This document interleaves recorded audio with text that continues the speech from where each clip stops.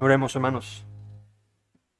Padre Santo, gracias de nuevo por la oportunidad de venir y adorarte. Gracias por la obra de la Trinidad, la obra del Padre, del Hijo, del Espíritu Santo en nuestras vidas. Ahora danos oídos para oír tu palabra. No, Señor, oramos también por la obra del Espíritu Santo. Mientras estamos escuchando la palabra predicada, ayúdanos y danos todo lo que necesitamos para obedecerte. Oramos en el nombre de Cristo de estas cosas. Amén. Pueden sentarse, mis hermanos. Abramos nuestras Biblias en la carta de Tito, a la epístola del apóstol San Pablo a Tito, el libro de Tito. Ahí estamos en el capítulo 1. Creo que ahora ustedes saben, bueno, muchos de ustedes saben que no voy muy rápido a través de un libro, una exposición. Entonces estamos en la providencia del Señor el día de hoy, en los versículos 2 y 3. Todavía estamos en la introducción de ese libro y vamos a enfocarnos con la ayuda del Señor hoy en esta tarde, en los versículos 2 y 3. Voy a leer Tito 1, 1 al 4. Esa es la palabra de Dios.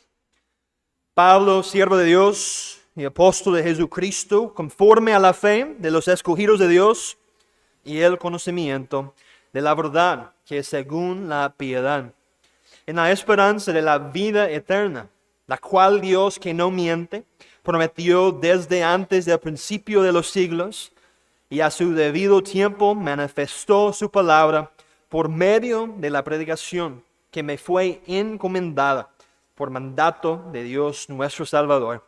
A Tito, verdadero hijo en la común fe, gracia, misericordia y paz de Dios Padre, del Señor Jesucristo, nuestro Salvador. En esta tarde, como les dije, vamos a continuar con nuestra exposición en el libro de Tito. Pero antes de continuar hoy, debemos recordar el sermón hace 2 semanas que prediqué para la introducción de Tito. Y ahí nos enfocamos en el versículo 1. Se nos habló de Pablo, siervo de Dios o siervo de Jehová y apóstol del Señor Jesucristo. Y su encargo era trabajar por la fe de los escogidos de Dios, para ver a los hijos perdidos de Adán transformados en hijos vivos, adoptivos en Cristo Jesús. Y él trabajó según el conocimiento de la verdad, que es según la piedad. Algo que es muy importante para nosotros recordar. Simplemente yo puedo resumirlo así: la verdad verdadera produce una piedad verdadera. Es decir, la verdadera prueba de cualquier verdad es ver si va acompañada de la piedad. Ya sea un nuevo movimiento, una nueva palabra, lo que sea. ¿Se conforma con las Escrituras o no? Produce piedad. Si no es así, no proviene de Dios y debemos rechazarlo. Pablo ahora muestra el fundamento bajo esa piedad, la esperanza de la vida eterna, lo que vemos en el versículo 2. Ahora, para el sermón de hoy, vamos a tener 3 puntos. Primero, las promesas de Dios. Segundo, el plan de Dios. Y tercero, la proclamación de la palabra de Dios. Ahora vamos a ver y leer de nuevo el versículo 2 y enfocarnos primeramente en las promesas de Dios. Dice una vez más, versículo 2, en la esperanza de la vida eterna, la cual Dios, que no miente, prometió desde antes del principio de los siglos. Se nos dice más aquí sobre el objetivo O sea, la meta, el fin del ministerio de Pablo como siervo de Dios y apóstol de Jesucristo. En primer lugar, fíjense en la palabra esperanza. La palabra esperanza se define aquí para nosotros. La esperanza es certeza absoluta. Y es una esperanza segura basada en el carácter, la naturaleza y las promesas de Dios.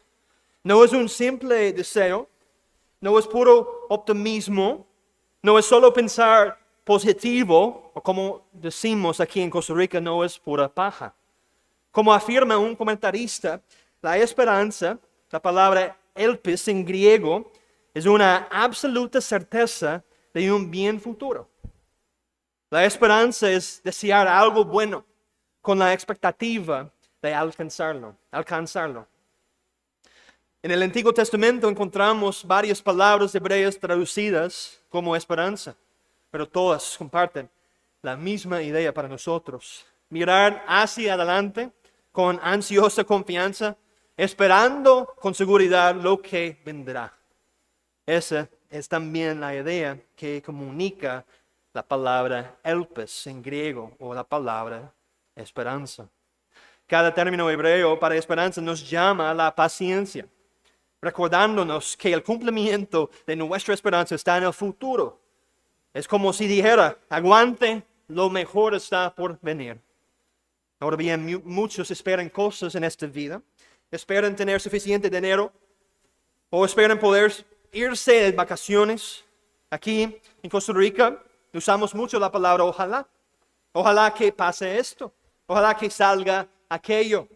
Pero esa no es la esperanza de la que habla la Escritura. Esa esperanza humana es incierta, depende de circunstancias y puede fallar. La esperanza bíblica es segura, está arraigada en Dios y en su palabra y jamás decepciona. Esa es la esperanza que se describe aquí. Y esta esperanza da forma a la manera en que vivimos. Pase ahora conmigo a Tito capítulo 2. Tito capítulo 2, el versículo, voy a empezar en el versículo 11. Tito 2, 11.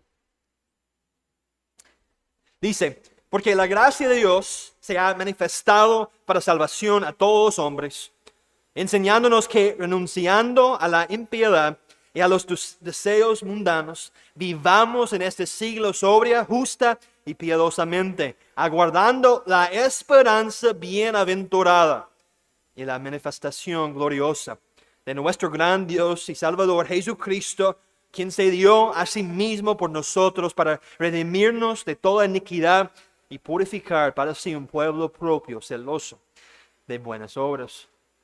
En otro lugar, habla más de esto, 1 de Juan 3, 2 y 3.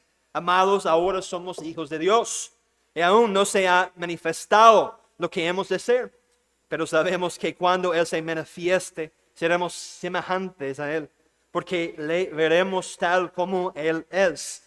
Y todo aquel que tiene esta esperanza en Él se purifica a sí mismo, así como Él es puro. Simplemente, hermanos, es pensar en las promesas de Dios y tener esperanza en esas promesas.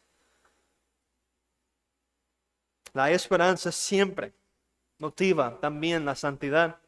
La esperanza permite la perseverancia en el sufrimiento y la esperanza transforma la mentalidad. ¿Tiene usted, querido amigo, ese tipo de esperanza? Esperanza en las promesas de Dios, no en las cosas de este mundo. Esperanza no en usted mismo ni en sus circunstancias, sino esperanza en el Dios vivo. Esperanza en las promesas de Dios. Todo Él ha dicho en su palabra. Pero lo que necesitamos entender en este punto es que esta esperanza solo llega con la conversión. Es decir, usted debe nacer de nuevo en Dios para alcanzar esta esperanza viva. Debe creer en el Señor Jesucristo. Debe vivir su vida para Él siempre. Debe alejarse de sus pecados. Como dice Colosenses 1:5, a causa de la esperanza que os está guardada en los cielos, de la cual ya habéis oído por la palabra verdadera del Evangelio. Y de hecho, esta esperanza es realmente una persona. 1 Timoteo 1, Pablo, apóstol de Jesucristo, por mandato de Dios nuestro Salvador y del Señor Jesucristo, nuestra esperanza. Es una esperanza arraigada en el amor de Dios, basado en su pacto. Y es la esperanza de la era venidera. La esperanza de vivir con Dios por los siglos de los siglos. Y es la razón por la que Pablo nos dice ahora en el versículo 2, en la esperanza de la vida eterna. La vida eterna. Aquí se nos describe la vida eterna. Y no se habla de su duración, sino también de su dimensión. La vida eterna es una vida de calidad, plena, vivida en la presencia misma de Dios. Significa conocer a Dios personalmente y de verdad y disfrutar de Él para siempre. Juan Calvino comenta aquí esta frase, en la esperanza de, sin duda denota la causa, pues ese es el sentido de la palabra aquí en griego. Y por lo tanto puede traducirse como a causa de la esperanza o sobre la esperanza. Y él dice, la verdadera religión y la práctica de la piedad comienzan con la meditación en la vida celestial. Hay dos textos ahora que quiero que vean. Primero, Juan, el Evangelio de Juan, capítulo 10. El Evangelio de Juan, capítulo 10. Y un pasaje muy precioso para nosotros, los creyentes. Nos habla mucho de nuestro buen pastor, el Señor Jesucristo, la obra que Él hace para su pueblo. Juan, capítulo 10, versículo 27. Mis ovejas oyen mi voz, y yo las conozco, y me siguen. Y yo les doy vida eterna, y no perecerán jamás, ni nadie las arrebatará de mi mano. Mi Padre que me las dio es mayor que todos, y nadie las puede arrebatar de la mano de mi Padre. Yo y el Padre, uno somos. Observen un par de cosas, hermanos. En primer lugar, los que creen son ovejas de Cristo. Ellos escuchan su voz. La voz que nos ha sido dada en la palabra de Dios y le siguen y le obedecen. En segundo lugar, es Cristo Jesús, el buen pastor, quien da esta vida eterna. Proviene de sus propias manos, fluye de sus heridas y está gloriosamente asegurada y confirmada por su resurrección. Y esas ovejas compradas con la sangre nunca se perderán.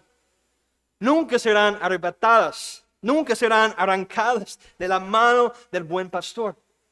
Él les promete vida eterna y seguridad eterna. Aquí vemos claramente la obra de la Trinidad. El Padre no dejará que se escapen de su mano. El Hijo continúa sosteniéndolas. Y todo esto es aplicado y preservado por el poder del Espíritu Santo. Escúchame, mis hermanos, nadie, ni siquiera el mismo Satanás, puede arrancarlas de las manos de nuestro Dios. Hermano y hermana, si usted está en Cristo, está a salvo. No hay nada que puede separarlo del amor de Dios. No se basa tampoco en su capacidad para mantenerse a salvo, sino en que es Dios quien lo mantiene a salvo. Por eso, descanse en esta verdad preciosa. La salvación que Dios inició, Dios la terminará. Usted está seguro en Cristo. No porque se aferra con fuerza a Cristo, sino porque Cristo se aferra a usted con fuerza divina y eterna. Como dice 1 de Juan 5, y este es el testimonio que Dios nos ha dado vida eterna. Y esta vida está en su Hijo. El que tiene al Hijo tiene la vida. El que no tiene al Hijo de Dios no tiene la vida. Estas cosas os he escrito a vosotros que creyéis en el nombre del Hijo de Dios, para que sepáis que tenéis vida eterna y para que creáis en el nombre del Hijo de Dios. Pero queridos hermanos, no se dejan engañar. Hay también otro tipo de eternidad, el juicio eterno y el sufrimiento reservados para aquellos que rechazan a Cristo en esta vida.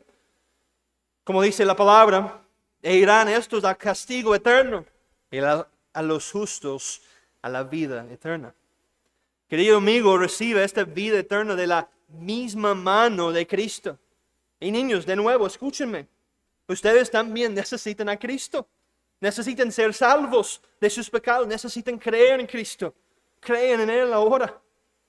Niños, imaginen conmigo que sus padres les dicen, mañana vamos a la playa.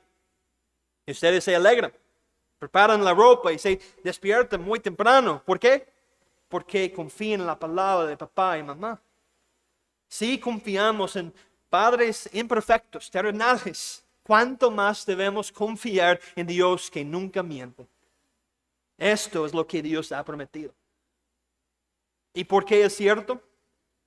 Por el carácter y la naturaleza de Dios, sus atributos. Dios no puede mentir. Como dice Tito de nuevo, la cual Dios que no miente prometió. El pastor Charles Spurgeon nos recuerda que la Escritura no solo dice que Dios no miente, sino que no puede mentir. Es contrario a su naturaleza. Y donde hay falsedad, Dios se opone. Él envió a su Hijo para vencer la mentira del pecado.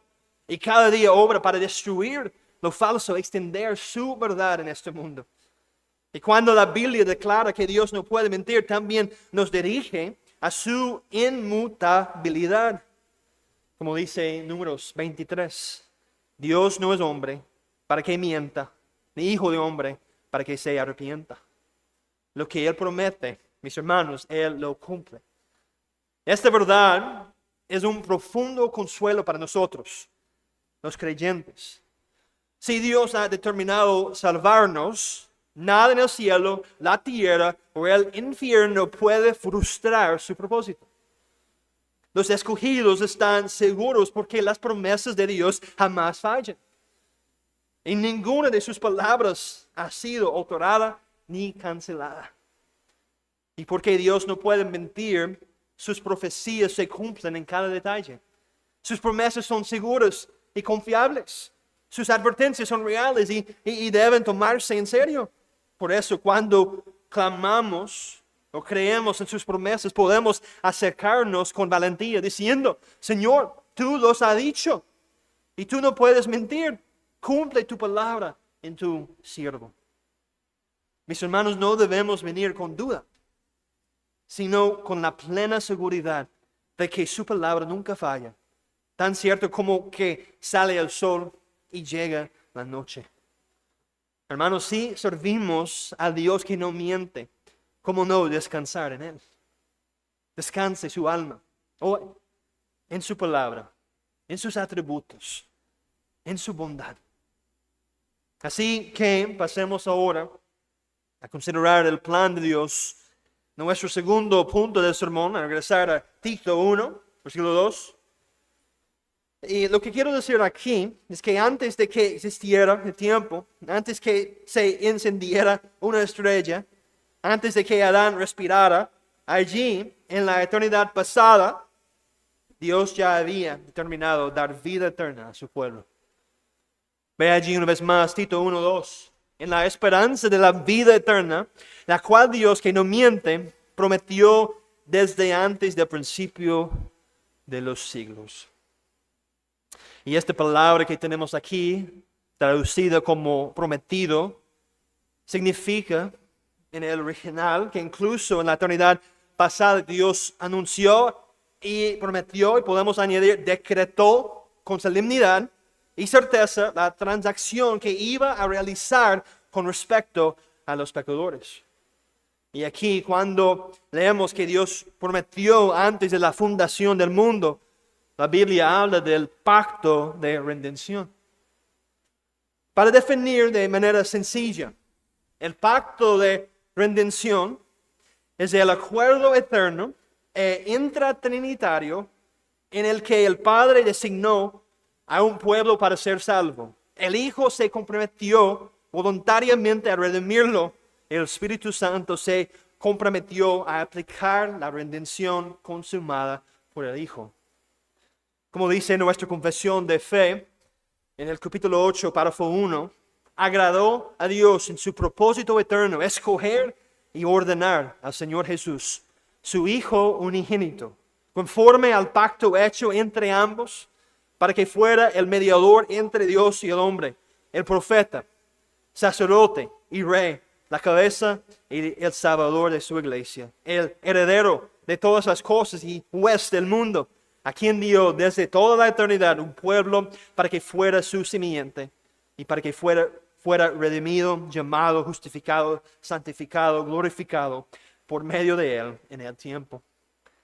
Y cuando hablamos de Dios aquí, debemos pensar en las tres personas de la Trinidad: el Padre, el Hijo y el Espíritu Santo. Siempre ha existido un amor perfecto entre el Padre, el Hijo y el Espíritu Santo. El Dios trinitario es totalmente completo y no nos necesita. Sin embargo, el plan de Dios desde antes de la creación era la salvación de su pueblo para alabanza y gloria de su maravillosa gracia. Y Dios decretó todas las cosas libre e inmutablemente. Escogió a los elegidos en Cristo y también ordenó los medios por los cuales serían salvados. Escuchen una vez más a nuestra confesión, capítulo 3, párrafo 5. A aquellos de entre la humanidad que están predestinados para vida, Dios, antes de la fundación del mundo, conforme a su propósito eterno e inmutable, y conforme al consejo secreto y beneplácito de su voluntad, los ha escogido en Cristo para gloria eterna, solo por su libre y gratuita gracia y amor. Y mis hermanos, esto es totalmente el testimonio bíblico. Hechos 2:23, Cristo fue entregado por el determinado consejo y el anticipado conocimiento de Dios. Efesios 1:4, elegidos en Cristo antes de la fundación del mundo. Hebreos 13:12, la sangre del pacto eterno. Apocalipsis 13:8, nombres escritos desde la fundación del mundo en el libro de la vida del Cordero. Y Mateo 25:34, heredad el reino preparado para vosotros desde la fundación del mundo. Y quizás Juan, el Evangelio de Juan, capítulo 17, es lo más notable, más precioso para el creyente. La oración de nuestro sumo sacerdote aquí. Ahí, en el versículo 4, vemos la misión dada. Cuando Cristo oró y dijo, la obra que me diste que hiciese. Vemos también el pueblo dado, los que me diste, 4 veces. Versículo 2, 6, 9, 24. Y con los fines asegurados, la preservación de ellos, santificación por la palabra de ellos y glorificación final con Cristo. John Flavel, el puritano, en un sermón que él predicó, imaginó este pacto de redención. Y escuchen lo que dice.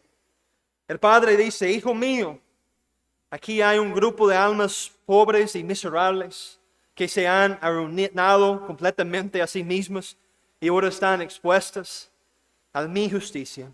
La justicia exige satisfacción por ellas o se satisfará a sí misma en su ruina eterna. ¿Qué se hará por estas almas? Y el Hijo dijo, oh mi Padre, tal es mi amor y mi compasión por ellas, que antes de permitir que perezcan eternamente, yo seré responsable por ellas como su fiador. Trae todas tus cuentas para que yo vea lo que te deben. Señor, tráelas todas para que no haya ajustes pendientes después. De mi mano las exigirás. Prefiero sufrir tu ira antes que ellas la sufran. Sobre mí, mi Padre, sobre mí sea toda su deuda. El Padre respondió, pero hijo mío, si tú tomas esto sobre ti, debes pagar hasta el último centavo. No esperes rebajas. Sí, yo las perdono a ellos, no te perdonaré a ti. Y el hijo responde, contento padre, así sea. Carga todo sobre mí, yo soy capaz de pagarlo. Aunque esto llegue a ser una especie de empobrecimiento para mí, aunque empobrezca todas mis riquezas y vacía todos mis tesoros, estoy contento de asumirlo. Es una buena ilustración de este pacto de redención, lo que el Hijo ha hecho para nosotros los creyentes. Alégrense, mis hermanos, por esta gran esperanza de Dios, por su gran amor hacia los pecadores y porque ha creado un camino a través de su Hijo para reconciliarnos con Dios. Y yo quiero que esta noche usted tenga la certeza de que si está en Cristo nunca se perderá. La seguridad comienza fuera de nosotros, en el consejo inmutable de Dios, no en la variabilidad de nuestros sentimientos. Enfoque en Cristo. El Padre dio un pueblo, el Hijo redimió a ese pueblo y el Espíritu los guarda mediante la fe. Por lo tanto, la esperanza de la vida eterna es tan segura como la verdad de Dios, el consejo eterno de Dios y la obra acabada del mediador. Mis hermanos, también este tiene un uso muy práctico en la predicación y en el cuidado pastoral. Primero debemos anclar a los santos que duden en las promesas de Dios y en el plan de Dios. Hay ovejas que tienen mucho temor, que luchan con esos temores, que sienten que el Señor está lejos de ellos. Pero la palabra dice muy claro, el que oye mi palabra y cree al que me envió, tiene vida eterna. No lo duden. Dice Romanos 5:1, justificados pues por la fe tenemos paz para con Dios. En Romanos 8:1, ninguna condenación hay para los que están en Cristo Jesús. Memorice esos textos, mis hermanos. Agárrese de ellos. Vuelva a ellos una y otra vez. Y segundo, debemos llamar a aquellos que se han vuelto conformistas o que caminan descuidadamente a una santidad alimentada por la esperanza. Esa esperanza que hemos escuchado. La gracia de Dios nos enseña a renunciar la impiedad y vivir en la santidad. Y la Escritura dice que al considerar la gloria venidera, el creyente se purifica a sí mismo. La esperanza del cielo produce obediencia aquí en la tierra. No se duerma, luche contra el pecado, camine con Dios todos los días. Y tercero, debemos mantener a la iglesia bajo los medios ordinarios de gracia.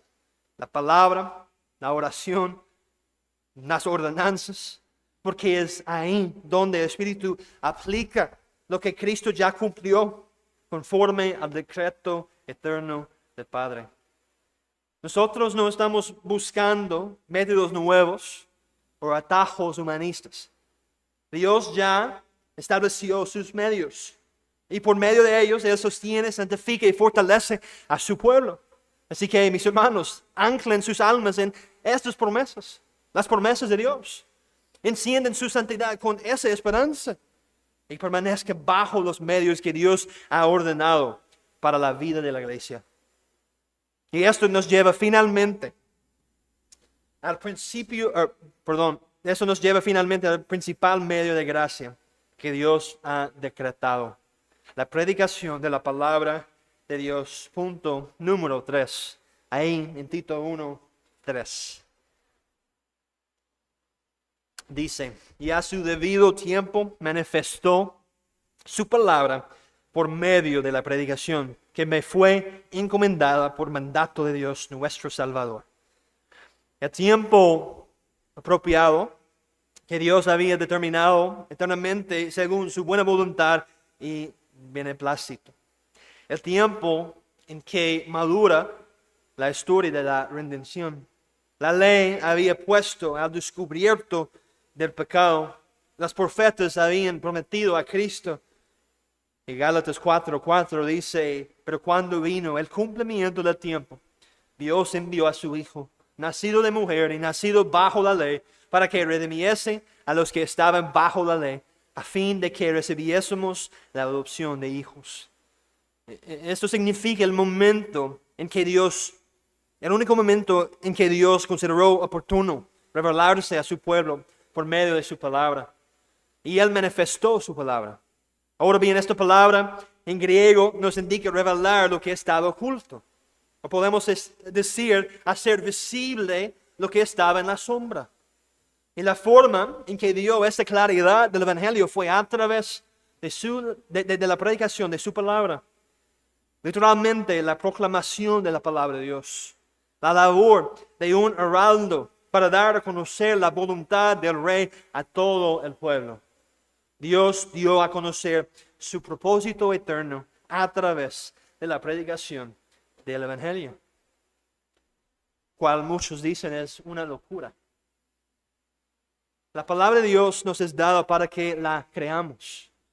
La palabra de Dios no es un simple consejo, ni diálogo, ni opiniones de hombre, ni tradiciones de hombre.